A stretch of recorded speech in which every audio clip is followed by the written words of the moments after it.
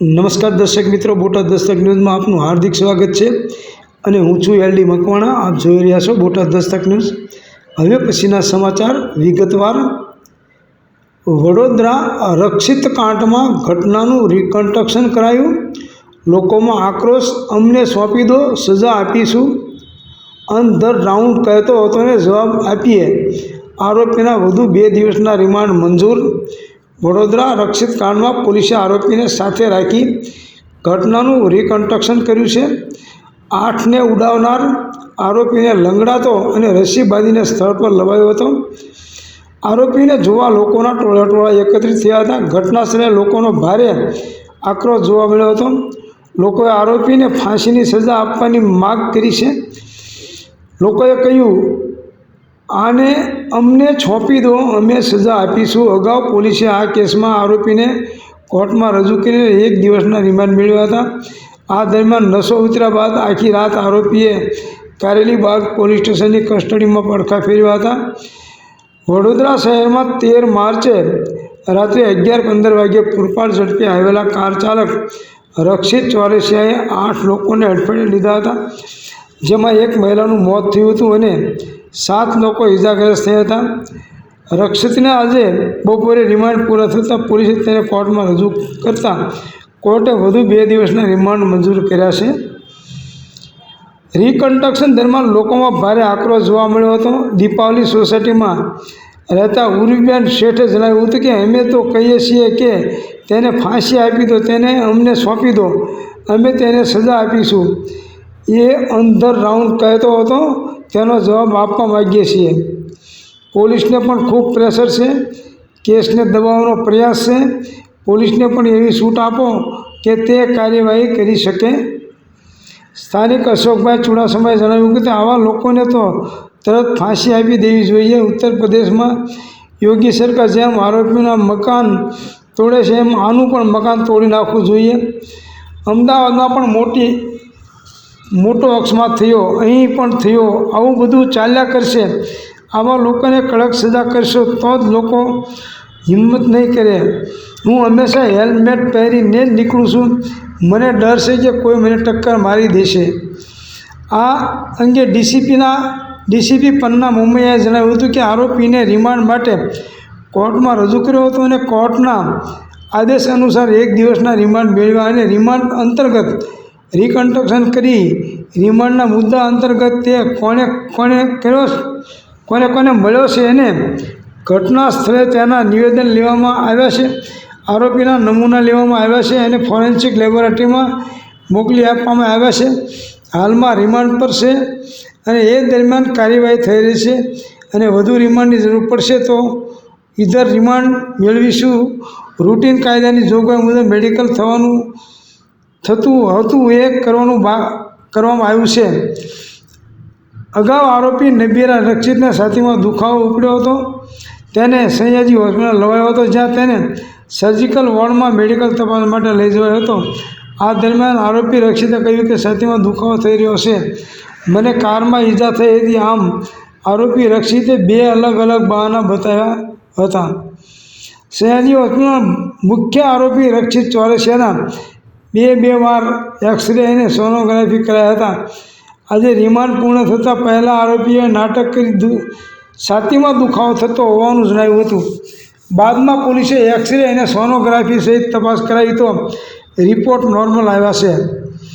વડોદરા કારેલીબાગ વિસ્તારમાં આવેલી દીપાવલી સોસાયટીમાં રહેતા અને પ્રોજેક્શન ડેવલપમેન્ટ ઇન્ડિયા લિમિટેડમાં એડિશનલ ચીફ એન્જિનિયર તરીકે ફરજ બજાવતા આશીષભાઈ મહેન્દ્રભાઈ શાહે કારેલીબાગ પોલીસ સ્ટેશનમાં નોંધાવેલી ફરિયાદમાં જણાવ્યું છે કે ગત તારીખ 13/3/2025ના રાત્રિના 11 વાગ્યાના સુમારે હું, મારી પત્ની નિશા અને મારા 2 બાળકો રણજીત તથા જેમી 4 જણા આંટો મારવા નીકળ્યા હતા.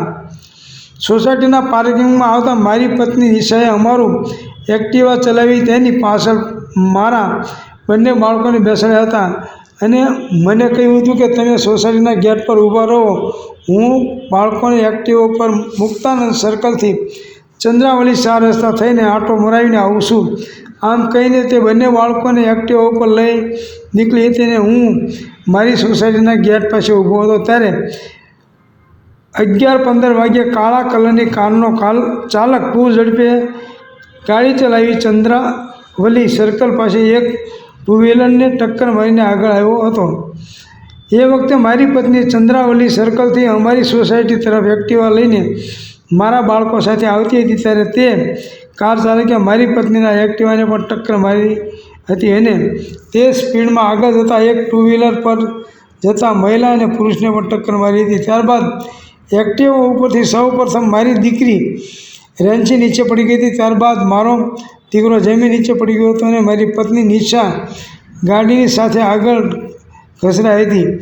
મારી પત્નીની એક્ટિવા ગાડી સાથે ટક્કર માર્યા બાદ આગળ બીજા ટુ વ્હીલર પણ મહિલા અને પુરુષ જતા હતા તેમને પણ ટક્કર મારી હતી. ત્યારબાદ કારનું આગળનું બોનટ ખુલી ગયું હતું અને કાર અચાનક ઊભી રહી ગઈ હતી, જેથી આજુબાજુથી લોકો આવી ગયા હતા અને તેમાંથી કોઈએ 108 એમ્બ્યુલન્સને ફોન કરતાં એમ્બ્યુલન્સ આવી ગઈ હતી અને એમાં બેસાડી સયાજી હોસ્પિટલ ખાતે લઈ ગયા હતા. તે વખતે કાર ચાલક અને તેની બાજુની સીટમાંથી એક ઈસમ કારમાંથી બહાર નીકળ્યા હતા. તેઓ બૂમાબૂમ કરતા હતા અને એ વખતે પબ્લિકે કારના ચાલકને પકડી પાડ્યો હતો અને બાજુમાં બેઠેલો ઈસમ કારમાંથી ઉતરી ભાગી ગયો હતો. કારનો નંબર GJ6RA 6879 હતો. મારી પત્ની તથા મારા 2 બાળકોને સયાજી હોસ્પિટલના ઇમરજન્સી વોર્ડમાં દાખલ કરવામાં આવ્યા હતા. એ વખતે મારી પત્ની નિશાને માથા, થાપા અને જમણા પગે ગંભીર ઇજાઓ થઈ હતી અને મારી દીકરી રેન્ચીને માથા, પગે, પગના ઘૂંટણના પાછળના અને આંખ પર ગંભીર ઇજાઓ પહોંચી હતી. મારા દીકરા જેમીને માથા, જમણા હાથ, જમણા પગે અને પીઠના પાછળના ભાગે ઈજા થઈ હતી. કાર ચાલકે મારી પત્ની પહેલાં ટુ વ્હીલરને ટક્કર મારી હતી. એમાં હેમાલીબેન પુંવરભાઈ પટેલનું મોત થયું હતું અને તેમની સાથે તેમના પતિ પુંવરભાઈ પટેલને ગંભીર પ્રકારની ઈજાઓ થઈ હતી અને સયાજી હોસ્પિટલ ICUમાં દાખલ કરાયા છે. મારી પત્ની નિશા અને મારા બાળકોને વધુ ઈજા થયેલ હોવાથી હું તેમને સન ફાર્મા રોડ પર આવેલી ઝાયડ હોસ્પિટલ ખાતે સારવાર અર્થે લઈ ગયો હતો. આ ઉપરાંત ટુ વ્હીલર ગાડીમાં સવાર વિકાસ અજીતભાઈ કેવલાનીને જમણા હાથમાં, મોઢા અને ખભા પર ઈજાઓ થઈ છે. જયેશ અનિલભાઈ કેવલાનીને જમણા પગે ઢીંચણથી નીચેના ભાગે ફ્રેક્ચર થયું છે અને કોમલબેન અજીતભાઈ કેવલાનીને જમણા પગ અને માથાના ભાગે ગંભીર ઈજાઓ થઈ છે અને ખાનગી હોસ્પિટલમાં સારવાર અર્થે લઈ ગયા છે. કારની બાજુની સીટમાં બેઠેલા ઈસમનું નામ પ્રાંછુ રાજેશભાઈ ચૌહાણ, ઉંમર રહેવાસી 204 વેરેન રેડિયન, વાસણા, ભાયલી રોડ, વડોદરા અને કાર ચાલકનું નામ રક્ષિત રવીશ ચોરસિયા, રહેવાસી મકાન નંબર 33 ગાયત્રી એપાર્ટમેન્ટ, નિઝામપુરા, વડોદરા છે. આ કેસમાં કારેલીબાગ પોલીસે આરોપી રક્ષિત રવીશ ચોરસિયા સામે શાહઅપરાધ માનવ વધનો ગુનો દાખલ કર્યો છે અને તેની સામે BNSની કલમ 105, 281, 125A, 125B, 324(5) મુજબ ગુનો નોંધીને વધુ તપાસ શરૂ કરી છે અને કોર્ટમાં રજૂ કરીને 3 દિવસના રિમાન્ડ માંગ્યા હતા. કોર્ટે આરોપીના 1 દિવસના રિમાન્ડ મંજૂર કર્યા છે. દર્શક મિત્રો, ખરેખર હવે આ જે કરે છે, જે શાહઅપરાધ માનવ વધનો જે ગુનો દાખલ થાય છે એમાં ખરેખર આ લોકોના મકાન બુલડોઝરથી પાડી દેવા જોઈએ, બુલડોઝર એમાં ફેરવી દેવું જોઈએ. કારણ કે નિર્દોષ લોકોને જે મારી નાખે છે એની ઉપર ખરેખર આ કાયદો લાગવો જોઈએ. કારણ કે ટપોરીના મકાન પાડી નાખે છે તો આ તો માણસોને મારી નાખે છે. એના મકાન ખરેખર પાડી નાખવા જોઈએ અને એને ફાંસીની સજા થાય એવો પ્રબંધ કરવો જોઈએ, એવો કાયદો બનાવવો જોઈએ તો ખરેખર આમાં થોડો સુધારો આવે. કારણ કે બડે બાપ કી બિગડી હુઈ ઓલાદ આ ફાવે એમ ડ્રગ્સ, ગાંજો, અફીણ, ચરસ, હશીશ, કોકિંગ, ઇંગ્લિશ દારૂ આ બધું પી અને બેફામ ડ્રાઇવિંગ કરતા હોય છે. તો આની ઉપર કાયદેસર કડકમાં કડક સજા થવી જોઈએ. એવું લોકો પણ કહી રહ્યા છે. સૌજન્ય દિવ્યા ભાસ્કર, બોટાદ દસ્તક ન્યૂઝ, LD મકવાણા, બોટાદ.